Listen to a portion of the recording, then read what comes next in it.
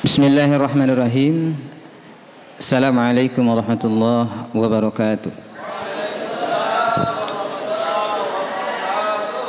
Alhamdulillahilladzi an'amana bi ni'matil iman wal islam wal quwwa wal ukhuwah. Asyhadu an la ilaha illallah wahdahu la syarika lahu wa asyhadu anna Muhammadan abduhu wa rasuluh. Allahumma shalli ala sayyidina Muhammad wa ala ali sayyidina Muhammad.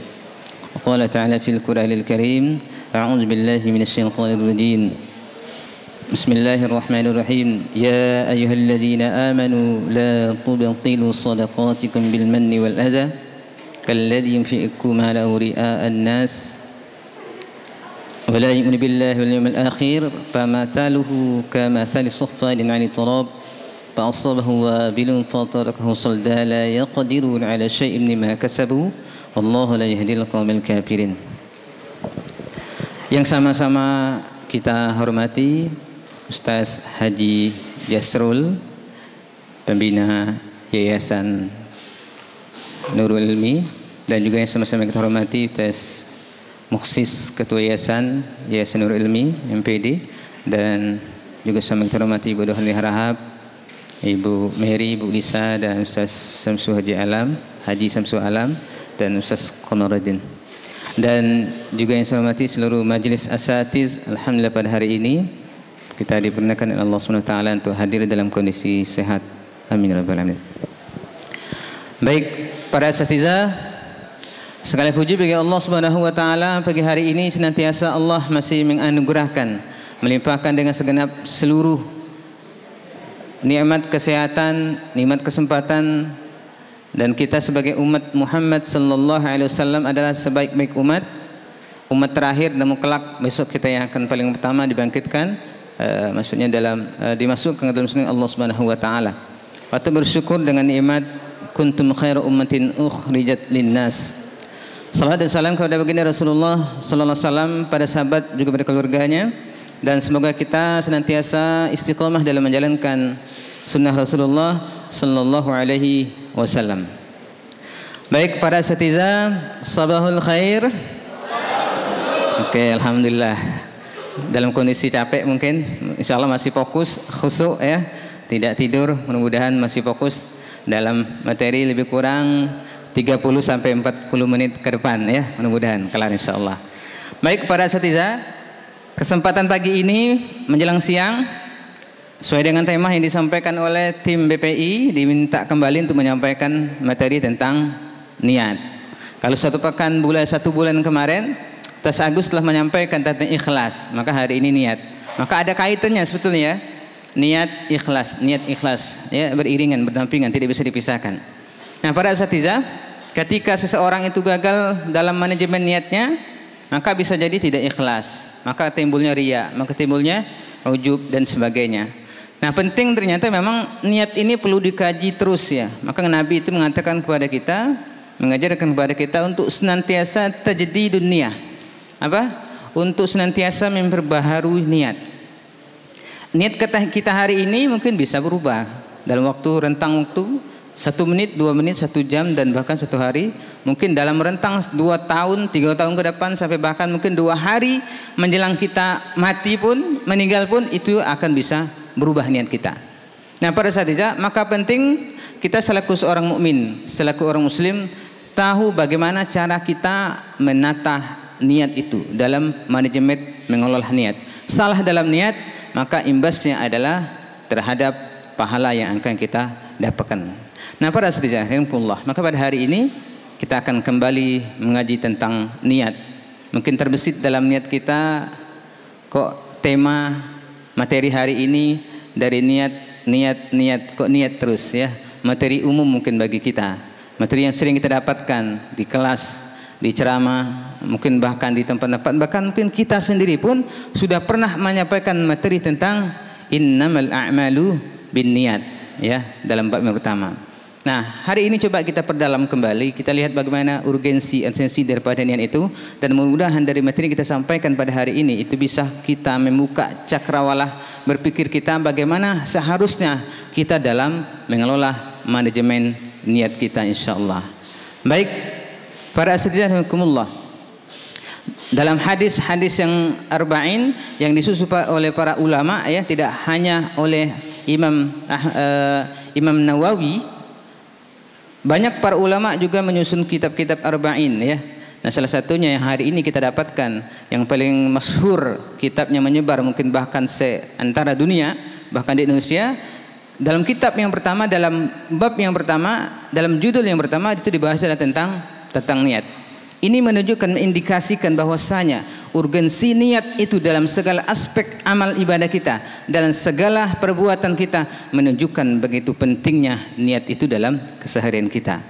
Nah, para asatidzah, mungkin hal yang kecil kita, hal yang sepele, hal yang kecil bagi kita, namun ketika kita pandai dalam mengelola niat itu, insya Allah akan berimbas, bernilai pahala yang sangat besar dari Allah Subhanahu wa taala. Baik para asatidzah,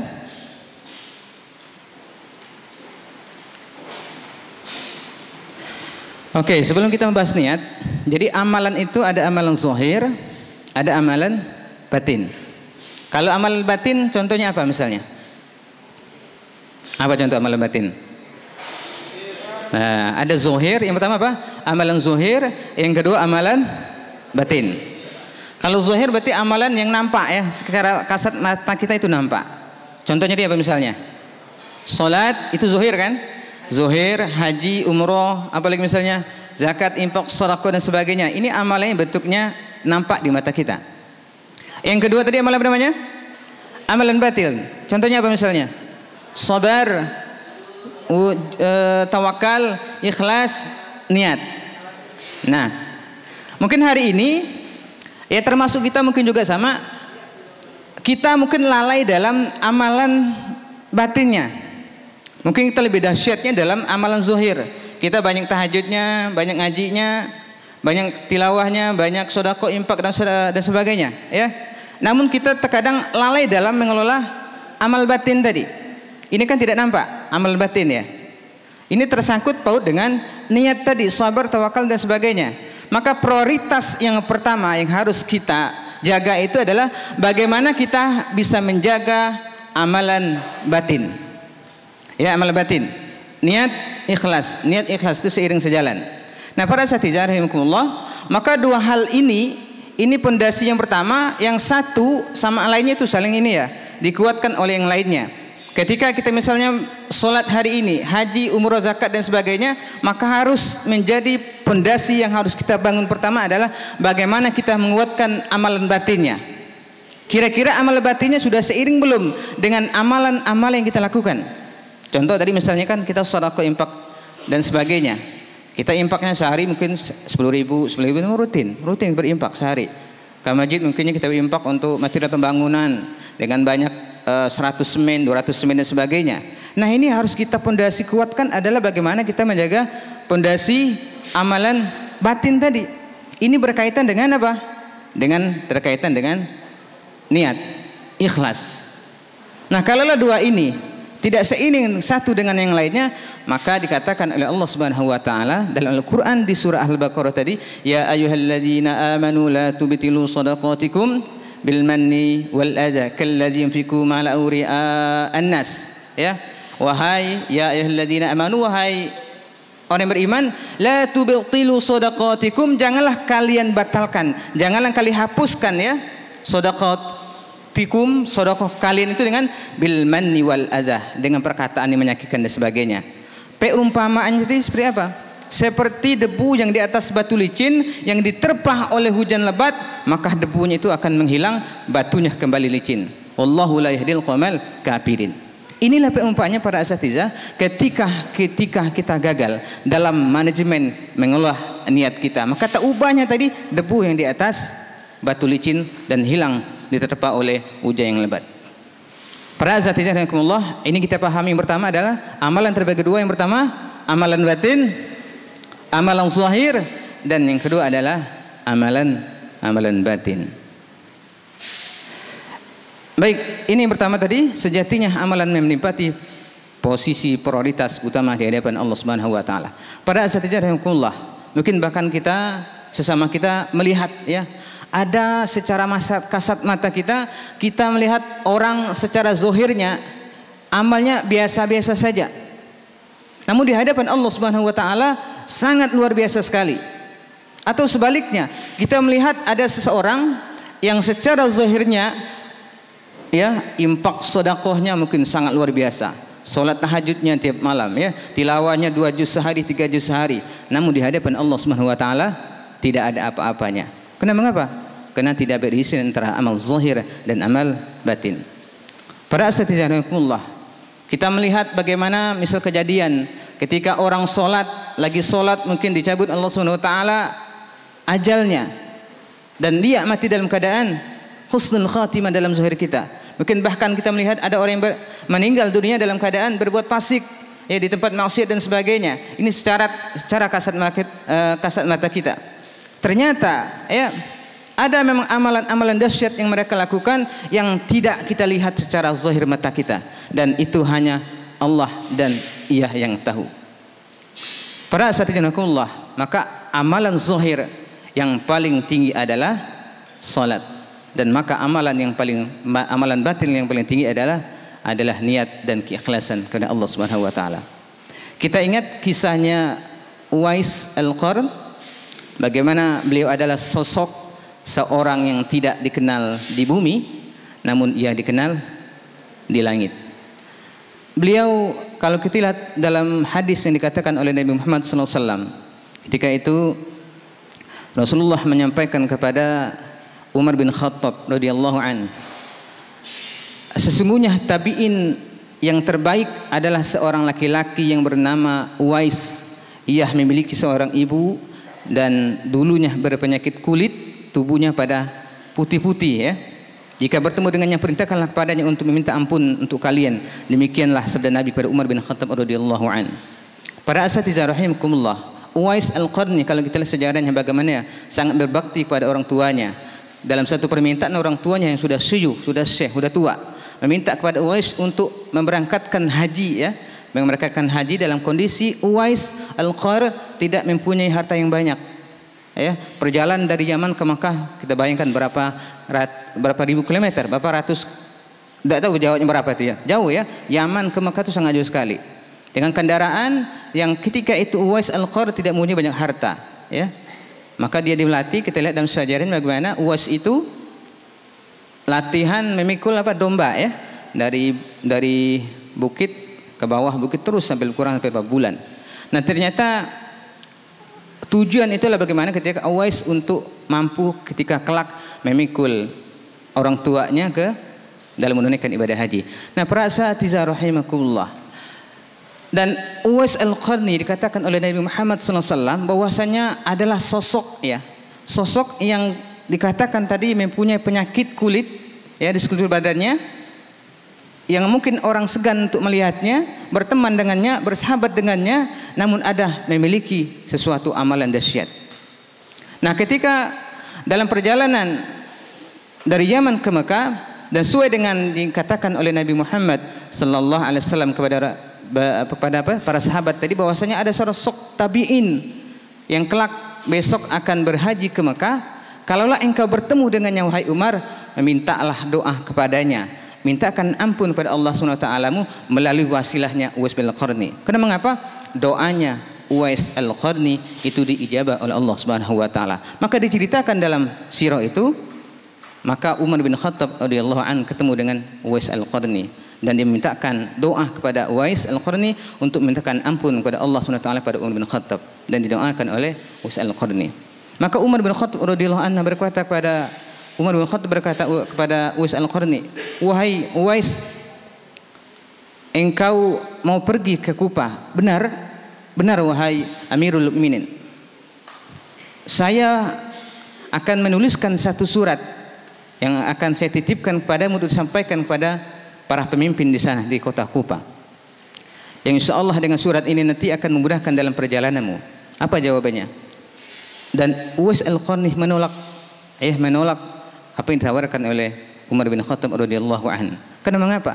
Ia tidak ingin dikenal oleh para penduduk bumi, dan ia berkata, cukuplah saya sebagai saya sekarang ini, orang yang miskin yang tidak dikenal oleh penduduk Mekah ataupun penduduk Yaman dan sebagainya. Nah, para asatidzah rahimakumullah, kalau kita perhatikan dari kisah tersebut di atas bagaimana Uwais Al-Qarni ya mampu dalam manajemen amalan zahirnya dengan amalan batinnya, sehingga Nabi mengatakan bahwasanya ia adalah sosok yang sangat tidak dikenal di bumi, namun ia sangat dikenal di penduduk kota, di penduduk langit di atas. Asatidza rahimakumullah, inilah dahsyatnya bagaimana ketika kita mampu dalam manajemen mengelola niat kita. Para asatidza rahimakumullah, tadi disampaikan di atas saya katakan bahwasanya kita dianjurkan bagi kita untuk senantiasa tajdidun niyah, untuk senantiasa memperbaharui niat. Sudahkah kita yang duduk di hari ini, duduk di masjid ini, yang hari ini kita dari rumah ke sekolah ini, sudahkah kita tajdidun niyah, memperbaharui niat kita? Sudahkah kira-kira?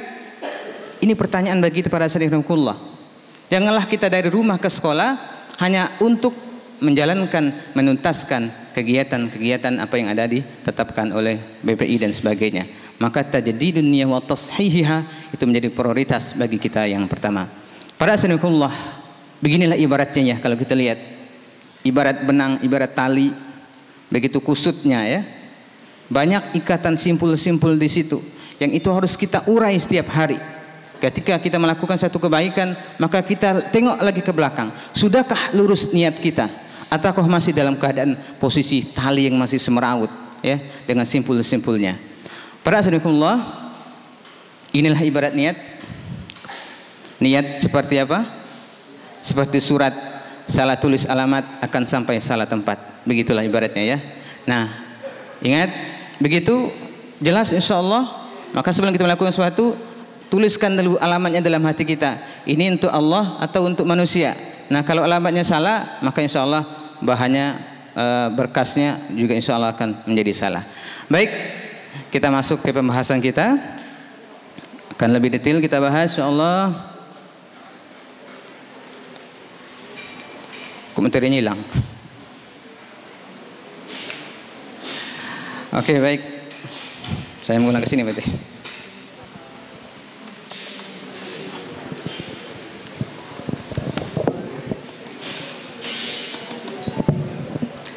Baik para hadirin rahimakumullah. Dalam satu hadis yang dikatakan oleh Rasulullah sallallahu alaihi wasallam, wa an Abi Abdullah Jabir Abdullah al-Ansari radhiyallahu anhuma qala kunna ma'an Nabi sallallahu alaihi wasallam fi ghuzatin faqala inna bil Madinah la rijalin ma sirtum masiran wal aqtam wadiyan illa kanu ma'akum hasabahum al-marad wa fi riwayatin ukhra illa syarakukum fil ajra rawahu Muslim rawahul Bukhari. Nah, para saudarakumullah, jadi dalam satu peperangan Tabuk, Rasulullah SAW berkata kepada para sahabat, wahai sahabatku, sesungguhnya di kota Madinah ada satu kaum yang tidak ikut bersama kita dalam peperangan Tabuk. Namun mereka mendapatkan apa yang kita dapatkan hari ini. Kita berjalan, dia akan mendapatkan pahala juga. Kita berperang, maka mereka juga akan mendapatkan perang pahala jihad. Lantas para sahabat bertanya kepada Rasulullah sallallahu alaihi wasallam, ya Rasulullah, kaifa ma'akum ma'ana? Wahai Rasulullah, mengapa mereka bersama kita? Walhal wahum bil Madinah, dan mereka hari ini sedang di Madinah, tidak berperang bersama kita. Maka dijawab oleh Rasulullah sallallahu alaihi wasallam, mereka tidak ikut bersama kita karena mereka lagi mendapatkan uzur. Kalaulah sekiranya mereka hari ini sehat dan mereka insya Allah akan berperang bersama kita. Nah, para asatidzakumullah, ini satu kaidah yang diajarkan oleh Rasulullah sallallahu alaihi wasallam. Dalam hadis ini disebutkan bahwasanya ada sekelompok orang yang ketika itu yang tidak ikut berperang dalam perang Tabuk. Mereka tidak ikut, di rumah saja, di kota Madinah saja, kena uzur. Dan Nabi mengatakan bahwasanya mereka akan mendapatkan pahala persis seperti orang yang berjihad di jalan Allah Subhanahu wa taala ketika itu. Maka para sahabat bingung. Kok bisa wahai Rasulullah, walhal mereka sekarang tidak bersama kita. Mereka hari ini masih di Madinah, tapi mereka mendapatkan pahala jihad apa yang kita dapatkan hari ini. Apa kata Rasulullah? mereka sesungguhnya kalaulah tidak sakit mereka pasti akan ikut bersama kita. Ternyata dalam hati mereka ada satu keinginan yang kuat untuk ikut berperang bersama Rasulullah, namun mereka mendapatkan satu uzur. Maka pahala-pahala jihad itu tak ubahnya mereka akan dapatkan. Nah, para asatidzakumullah, maka ke dalam kondisi kita hari ini ya, ada para guru kita yang hari ini mungkin tidak ikut bersama kita jalan santai, jalan jauh, dengan kondisi ada yang sakit hari ini, mungkin ada yang lagi hamil dan sebagainya, ada uzur dan sebagainya. Nah, kalau tadi bisa manajemen niatnya, mengolah niatnya, insya Allah, maka mereka juga akan mendapatkan apa yang kita lakukan tadi. Kita berjalan dari sekolah, ya, mengitari Patimura, balik lagi ke sini. Nah, kalaulah tadi di awal mereka meniatkan, ada keinginan yang sangat tulus dalam hatinya, ingin ikut serta dalam jalan santai kita tadi, ya, insya Allah juga sama, mereka akan mendapatkan pahala dari Allah Subhanahu Wa Taala. Nah, inilah pertama yang saya katakan bahwasanya manajemen dalam niat itu sangat penting sekali. Para asanikumullah, inilah dahsyatnya niat. Dalam satu hadis disebutkan, dalam hadis yang panjang, innamad dunya di arba'atin nafarin, abdin razaqahullahu malan wa ilman. Yang pertama adalah manusia di dunia ini terjadi digolongkan menjadi 4, ya. Coba kita lihat, perhatikan baik-baik. Yang pertama adalah abdin razaqahullahu malan wa ilman fahuwa yattaqi bihi wa yusallu wa yasilu bihi rahimahu wa ya'lamullahu fi haqqan fahadha bi afdalil manazil. Jadi yang pertama, golongan ini pertama adalah orang yang diberikan oleh Allah Subhanahu wa taala ilmu dan diberikan harta. Ya, dengan ilmu dan hartanya dia berimpak, membangun masjid misalnya, berimpak sedekah dan sebagainya, membantu fakir miskin, ya, membantu fakir miskin, para syuhada dan sebagainya, membangun madrasah dan sebagainya. Ini golongan yang pertama. Dan dengan ilmunya semakin mendekatkan dirinya kepada Allah Subhanahu wa taala. Ini golongannya yang pertama. Nah, para asanikumullah, kalau kita melihat teks hadis ini, bahwasanya memang kita dianjurkan, kita diharapkan kepada kita adalah bagaimana menjadi sosok yang berilmu dan sosok yang hartawan. Jadi dengan harta dan ilmu kita bisa bersedekah, berinfak, dan dengan ilmu kita bisa berdakwah kepada orang-orang di sekitar kita. Ini yang pertama. Yang kedua adalah abdin razaqahullahu ilman wa lam yarzuqhu malan fahuwa sadiqun niyah yaqulu law anna li malan la amiltu bi amali fulan fahuwa bi niyati fajrhuma sawaun. Ini yang kedua. Yang kedua, yang pertama tadi punya harta, punya ilmu. Yang kedua, punya ilmu namun dia tidak punya harta lebih.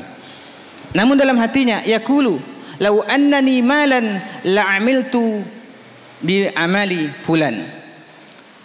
Orang yang tidak mempunyai harta namun dia punya ilmu yang luas. Ini maksudnya apa? Coba kita fokus yang kedua ini, kita perhatikan adalah bagaimana menjadi sosok yang kedua yang kita tidak punya harta lebih namun kita punya ilmu. Bahwa la yakulu lau annani malan la amiltu bi amali fulan. Seandainya saya punya harta yang banyak, maka saya akan melakukan apa yang dilakukan oleh orang yang pertama tadi. Coba kita perhatikan pada setiap, ternyata kita paham ya dengan kondisi ini. Kita harta nggak banyak punya, namun kita punya ilmu. Ini adalah satu kaidah yang diajarkan oleh Rasulullah sallallahu alaihi wasallam kepada kita. Bagaimana kita dalam mengelola niat kita? Kita tidak punya kemampuan, ya. Dikatakan bahwasanya yang kedua ini ketika mereka punya harta yang sedikit namun punya ilmu, ada satu kecemburuan dalam hatinya. Umpamanya misalnya Ustaz Ahmad yang setiap harinya berimpak sedekah dan sebagainya, dan ia masuk dalam kapasitas yang pertama tadi. Nah, kita punya ilmu namun tidak punya harta. Adakah keinginan kita untuk melakukan apa yang dilakukan oleh Ustaz Ahmad tadi? Bagaimana caranya? Pahala yang didapat oleh Ustaz Ahmad kita dapatkan juga. Maka niatnya. Coba misal begini, para asatidzakumullah.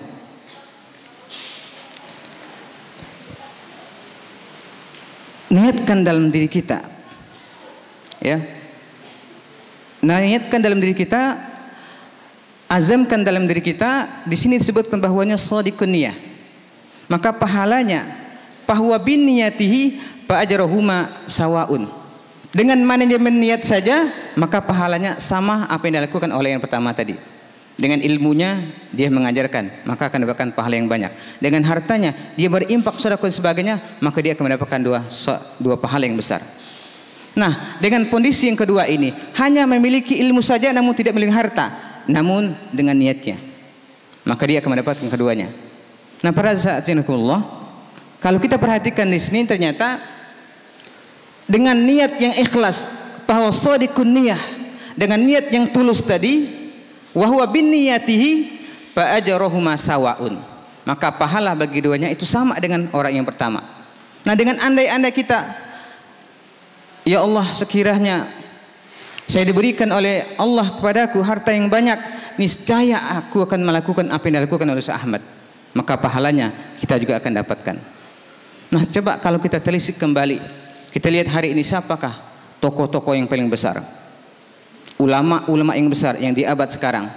Ada dulu namanya yang sudah meninggal, almarhum rahimahullahu Syekh Al-Qaradawi, seorang ulama besar yang hidup di zaman sekarang ini dan kitabnya sudah menyebar kemana-mana, yang hidup di Qatar dan berapa bulan kemarin sudah meninggal. Dan kalaulah kita ingin seperti Yusuf Al-Qaradawi secara keilmuan, kita mungkin jauh. Kita melihat juga sosok bagaimana seorang Abdurrahman bin Auf yang hartanya melimpah ruah, namun sedekahnya luar biasa. Dan kalau kita hari ini dengan harta yang kita miliki dengan sedikit sekali, sanggupkah kita untuk berinfak sedekah dengan Umar seperti Abdurrahman bin Auf? Pasti tidak kita bisa. Maka yang harus kita kelola dalam hati kita, bagaimana kita dengan meniatkan apa yang dilakukan oleh mereka. Insyaallah fa ajruhuma sawaun. Maka para astijarakumullah, ambil kesempatan-kesempatan itu, kita cari siapa yang di Indonesia yang kita lihat sosok ulamanya, ilmunya itu sangat luar biasa. Ada Ustaz Hidayat, ada Ustaz Buya Yahya, ada Ustaz Abdul Somad, siapa yang misalnya, dan sebagainya.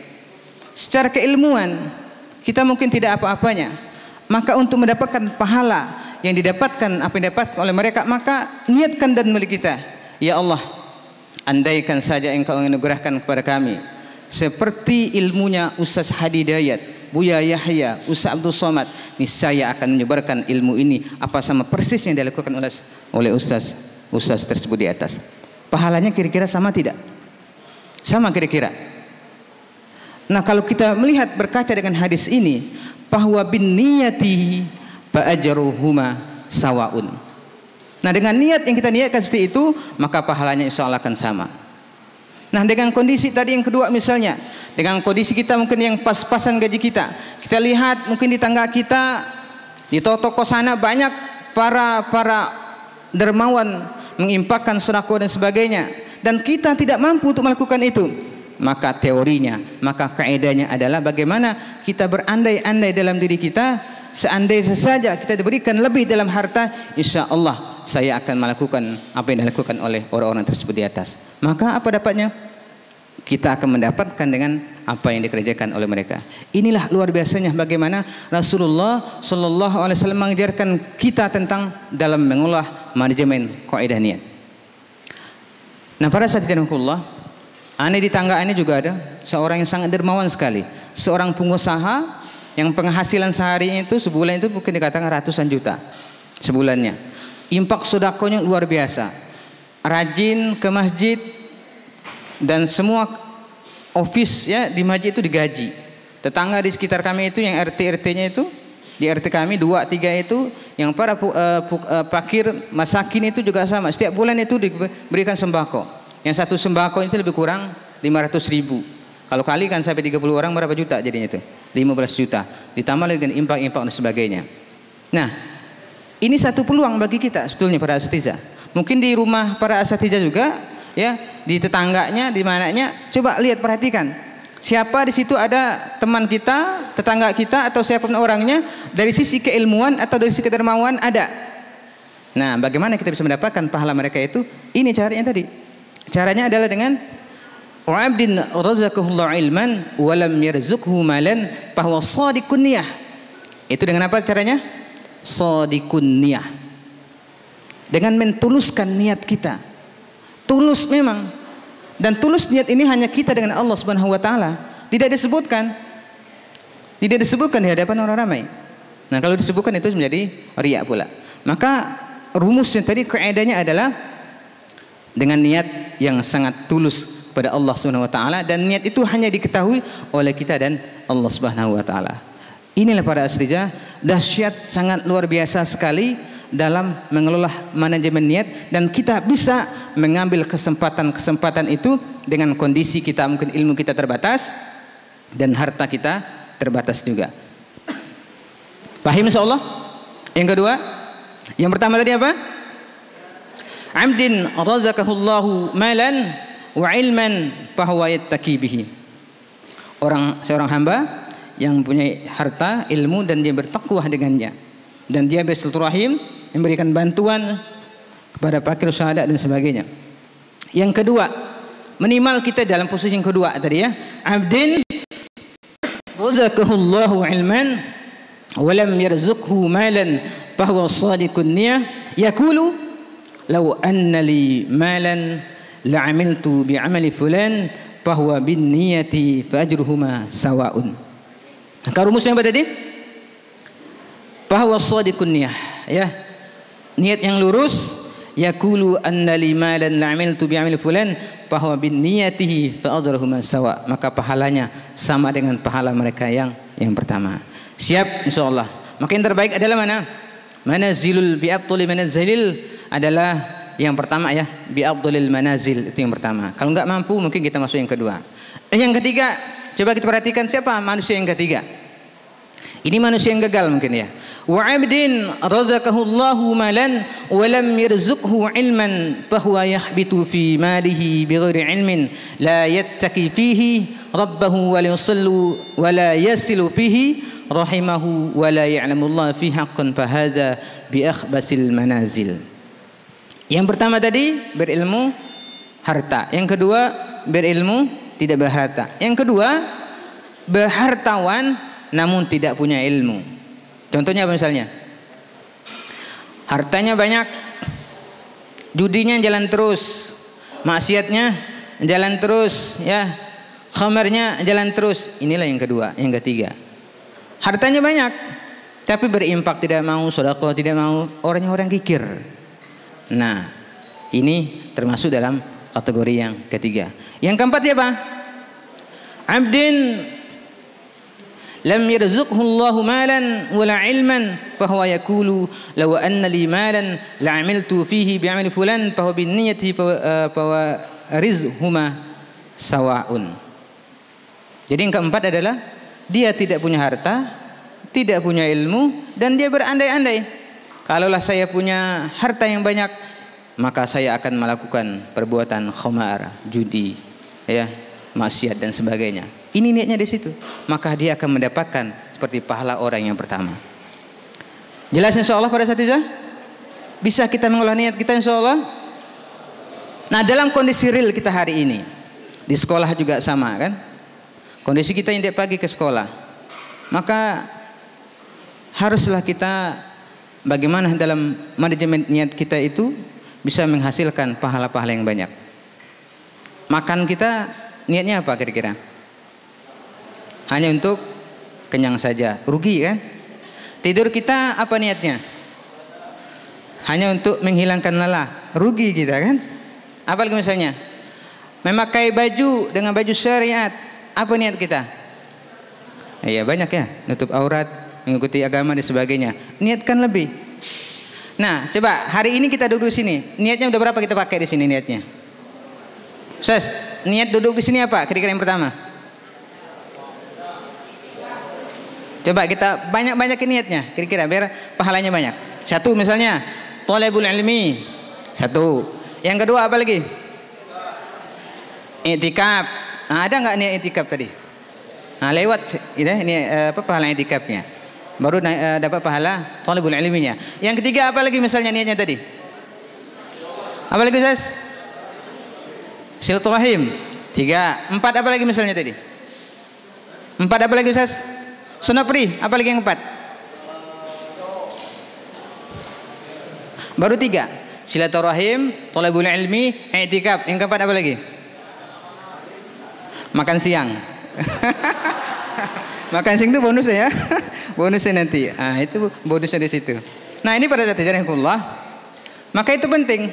Maka niat ini terus kita kaji ya. Terus kita bahas. Kadang kita lalai di situ. Perkara yang kecil bisa menjadi perkara yang besar ketika kita sukses dalam mengelola niat. Perkara yang besar gagal ketika kita gagal dalam mengelola niat. Contoh misalnya, kita hari ini punya kelebihan Allah Subhanahu Wa Taala, rezeki yang banyak. Setidaknya dapat warisan dari orang tua 1 miliar, nah, kan banyak kan 1 miliar. Habis jual kebun atau jual ruko ya, jual ruko 1 miliar. Kebetulan anak satu-satunya kan. Nah, jadi dapat 1 miliar. Hari ini dengan niat yang kuat, dengan niat ikhlas akan berimpak kepada masjid dengan nilai berapa? 100 juta tunai diimpakkan kepada pengurus masjid. Di awal-awal, alhamdulillah ya, niatnya ikhlas, niatnya kena Allah Subhanahu Wa Taala betul.